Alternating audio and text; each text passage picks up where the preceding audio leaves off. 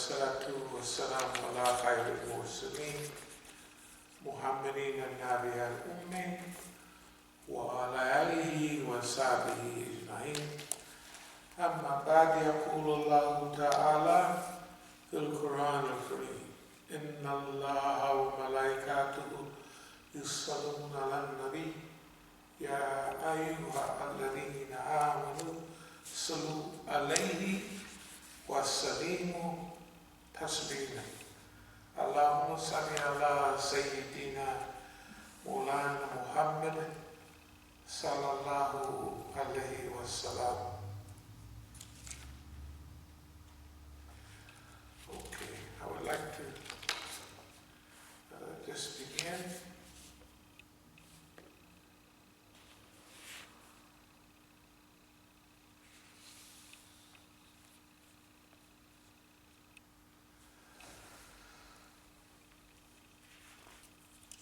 There's a hadith that the Prophet sallallahu alaihi wasallam says, وَعَنْ أَبِي عُمَرَ رضي الله عنه قال رسول الله صلى الله عليه وسلم بني الإسلام على 5: شهادتي أن لا إله إلا الله وأن محمدا عبده ورسوله وإقام الصلاة وإيتاء الزكاة وحج البيت وصوم رمضان. Ibn Umar radiallahu anhu related that the Messenger of Allah sallallahu alayhi wasallam said, the edifice of the building of Islam is constructed on 5 things: testimony to the fact that there is no God but Allah, and Muhammad sallallahu alayhi wasallam is a servant and messenger; the establishment of salat, the payment of zakat, the performance of pilgrimage, and observing of fasting in the month of Ramadan. Buniya al-Islam ala 5. Bunyan is a building. This is a building. So it says, Buniya al-Islam ala 5. Islam is built on those 5 principles that we all know. Abu Hurairah radiallahu anhu reported, faith is more than 70 branches, and the sublimest of these is the statement that there is none worthy of worship but Allah, and the lowest of these is to remove anything harmful from the path, and modesty is a branch of faith. So if you can't give anybody charity or something, at least you can remove things from their way, like if a branch is in the way. It's a part of the faith just to clear the road, to make the road so people can move on the way without any trouble, to remove encumbrances. Sayyid Khudri radiallahu anhu reported the Messenger of Allah sallallahu alaihi wasallam saying, he amongst you sees any abominable or anything abominable should modify it with the help of his hand. If he cannot do that, then he should do it with his tongue. And if he cannot do so, then he should abhor it from his heart. And bear in mind that this is the weakest kind of faith. So we see a lot of things going on right now in the world in which we live in. And it's so many different things. You have to figure out where you're going to concentrate. You know, what you're going to do. What are you and your corporation, your movement, your organization, your business, what will you focus on? Where will your concentration lie? Where will your contribution lie? What is it that where you want to apply yourself, you know? And so when you look at the world, the world is so complex right now that you have to really decide what you want to do, how far you're going to want to go, and all the other parts that's involved in that personal life of yours, or that personal life of ours. The general rule is if you see anything wrong, stop it with your hand. If you can't stop it with your hand, military power, military force, speak out about it. And if you can't do that, because some dictatorships, if you open your mouth, you're gone, you're dead. Right now in Saudi Arabia, right. I don't know if you've been paying attention, but man, this guy MBS locked up the rest of his family, and he just went crazy, you know. And but it's all right. You don't hear nothing about human rights about it because he's hooked up with boss man here, and he's getting closer to the Israelis.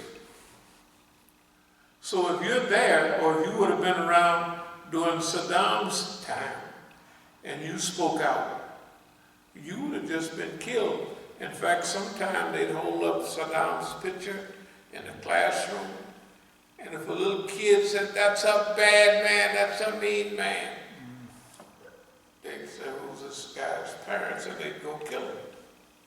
Yeah, they'd put him in jail or kill him.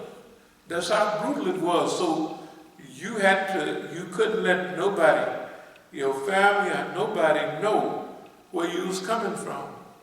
So at that time, in those conditions, you had to feel bad inside.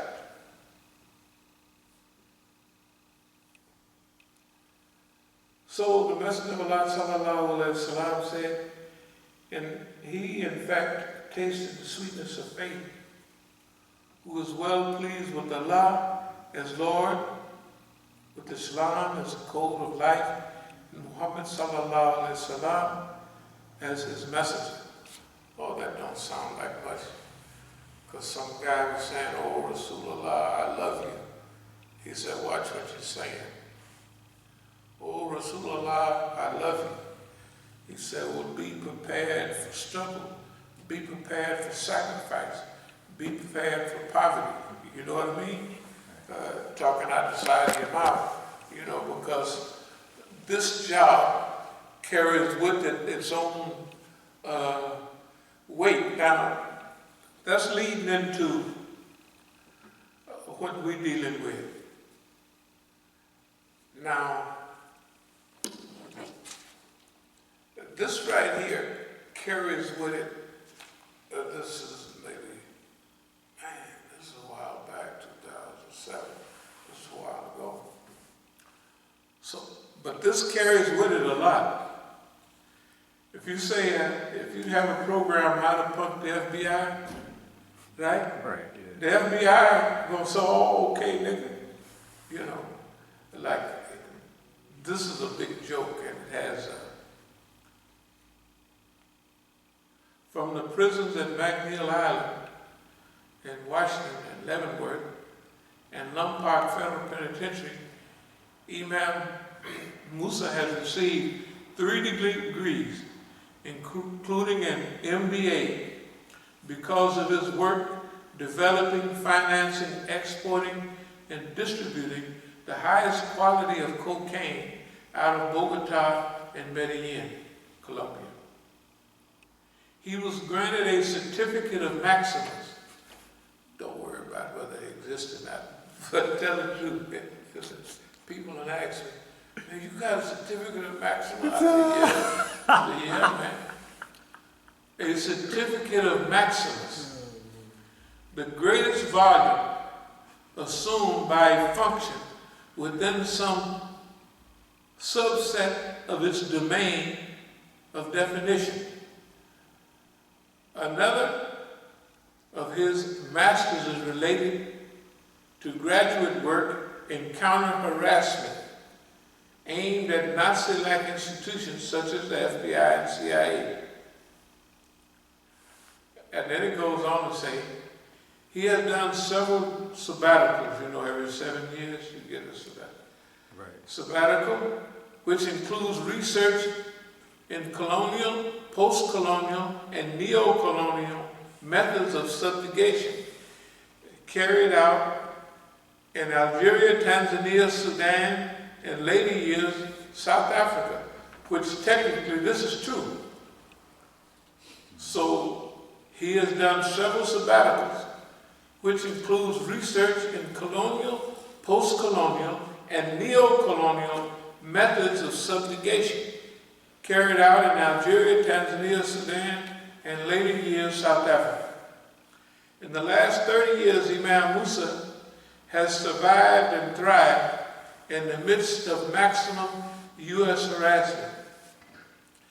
Imam Musa is the most arrested imam in America.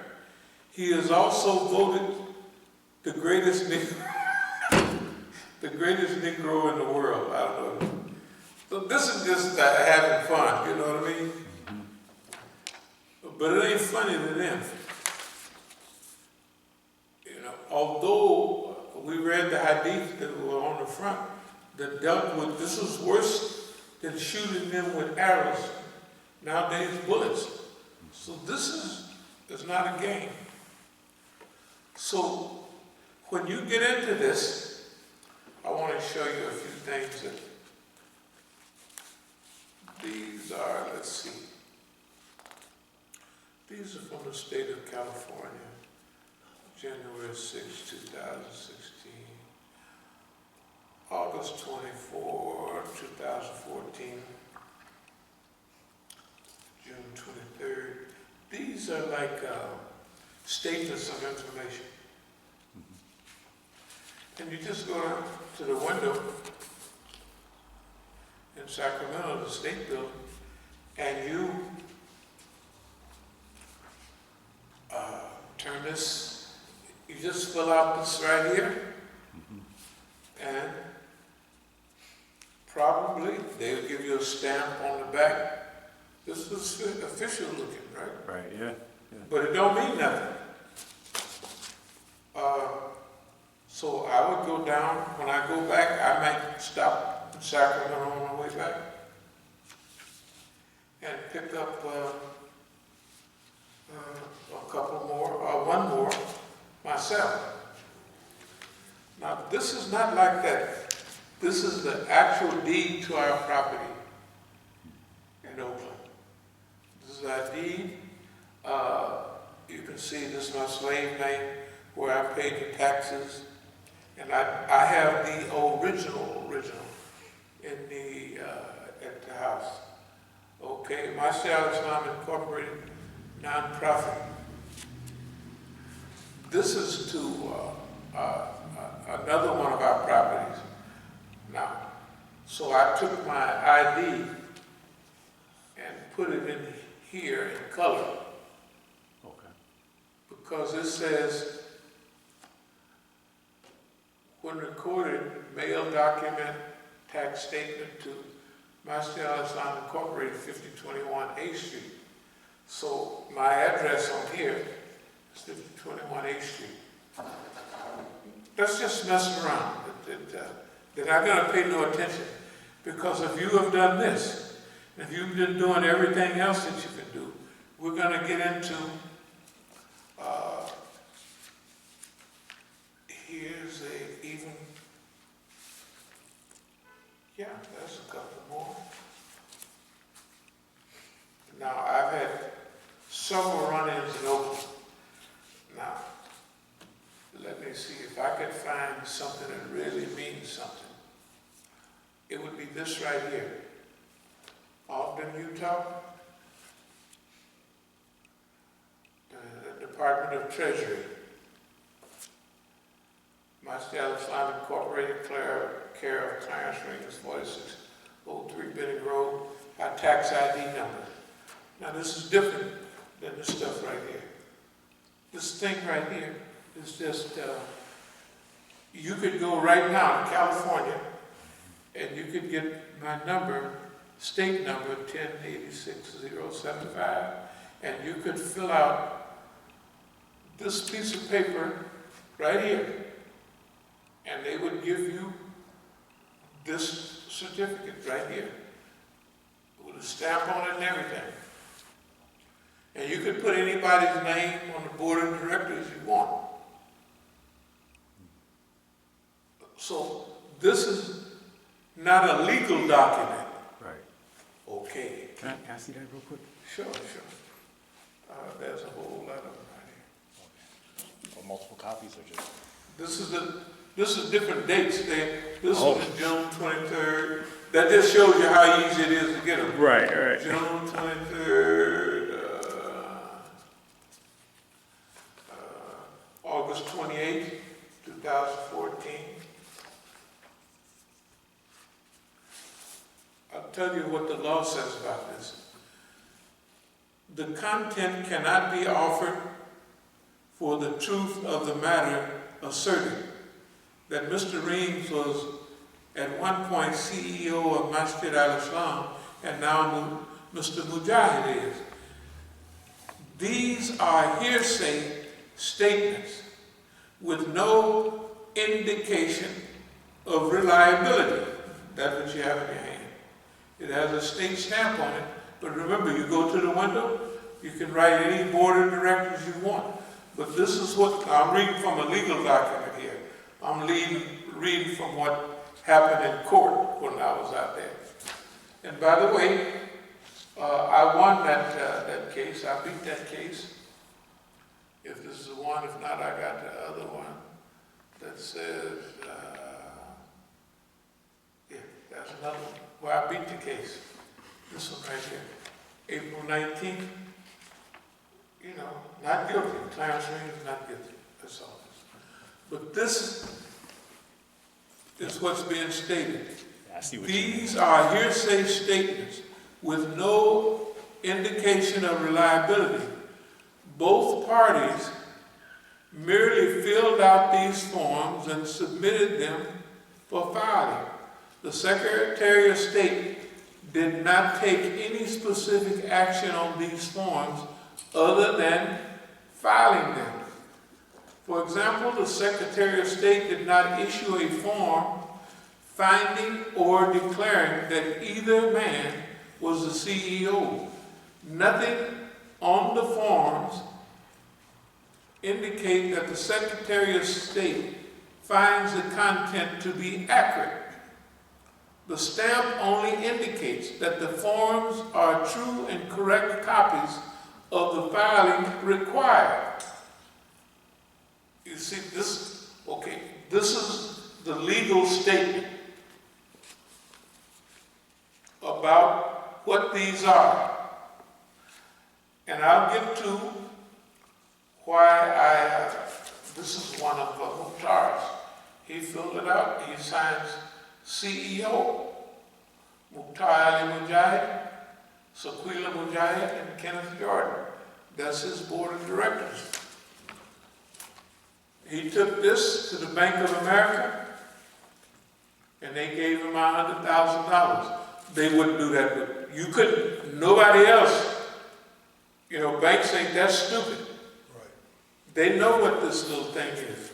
I mean, I'm looking it over, and I'm just seeing, like, it's a write-in. You write whatever. You could write in, you fill out they give you this, you fill it out, and they stamp it and give it back to you. That's it. You put Barney the purple down. You could put Goofy, you could put Barney, right? You could put anybody on there you want, right? Really? Yeah. You could put the president, the guys running for president, you could put Goofy, you could put Donald Duck, that's what he's seen, right on there. Yeah. And then you could put yourself as CEO, but that's them. So, I'm going to deal with a few things, not too much. Now, this is different. You have to submit, this is from the U.S. Treasury Department. They give you a tax ID number. Right? Right, yep. Now that tax ID number means that we technically don't have to pay taxes. You know, okay. And this is different. They do inquiry about this. They go through your whole thing and make sure that when they give this to you, now this one is June 17, 2016. I had it sent to here, to this place, Masjid al-Islam, care of Clarence Reeves, 4603, Benning Road. Okay. I had it sent here because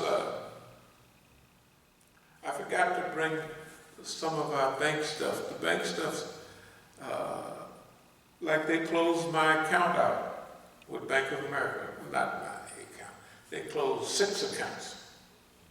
Then they kind of reopened 3 of them that had a little bit of money in it. So I could cash the checks. Then they closed those down. Then I went to another bank. When they closed my accounts out, they closed them out and the checks for what was left in there was in Masjid al-Islam. So I went back to Bank of America. I said, I'd like to cash these. They said, you can't cash it. It's made out to Masjid al-Islam. And that's not you. And then I went to the thing. He went and looked on the computer and said, don't let him do it. You know, because when you're talking to these people and you're sitting there across the desk, you already watching them, of course, and you see what they get that look, okay, they done seen something. If I go down here to open up an account for Masjid al-Islam, which I went to all these banks. I went to Citibank down here, I went over there to the one where I have a Negro account, Wells Fargo. As soon as they type in Masjid al-Islam, they said, who has authority to sign for that? They don't go by this, the tax, they would go by anybody else, they go by this thing. And if I've been here for a week or 2 and I haven't got a new one, when they type it up, they find he's the official of record, right? So that's just a game they play. It's not important. But I want to explain some of the things that have been going on. Now, I've been arrested many times, and I fill out these, you know, you want to have a paper trail, right? It's 2014, Oakland Police Department, you know, like this, mess around. And they all say the same thing. I'll just read you in front of it.